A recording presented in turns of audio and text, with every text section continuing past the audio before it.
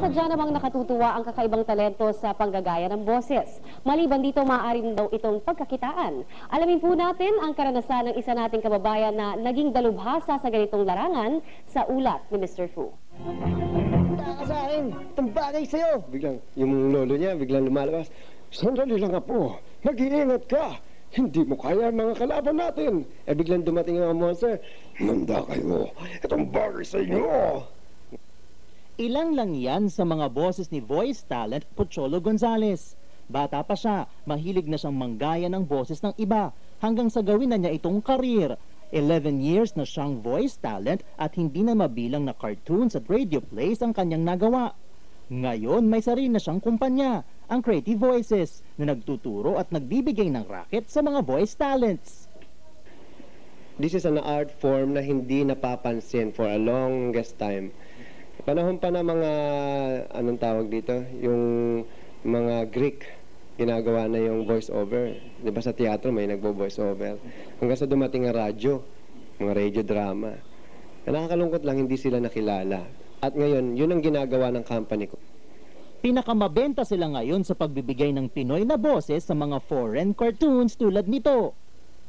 Huwag kang mag-alala, Ryoma. Makakarating sa kanya to.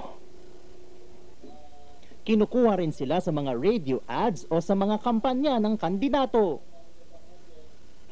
Tuluyan na nga ang binasura ng Commission on Election ang Certificate of Candidacy ng party list para sa mga miyembro ng third sex o mga bading. Hindi pa rin nawawala ang kanilang mga radio plays. Kasama natin ngayon ang isang lalaki sa unang pagkakataon magpapapako sa krus. Anong pangalan mo? Manny po. Manny Paco po. Kung wala talaga sa puso mo yung ginagawa mo and you're just thinking na trabaho lang to, maging bread and butter mo. Kalimutan mo na yan. Para yung artist di ba?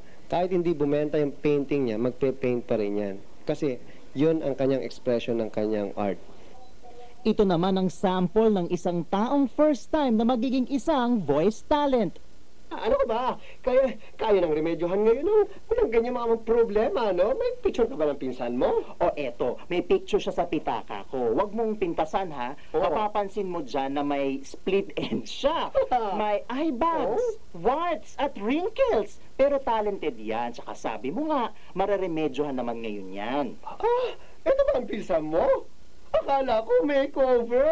Overhaul pala ang kailangan dyan. Ang kulit mo Okay. Galing. Thank you.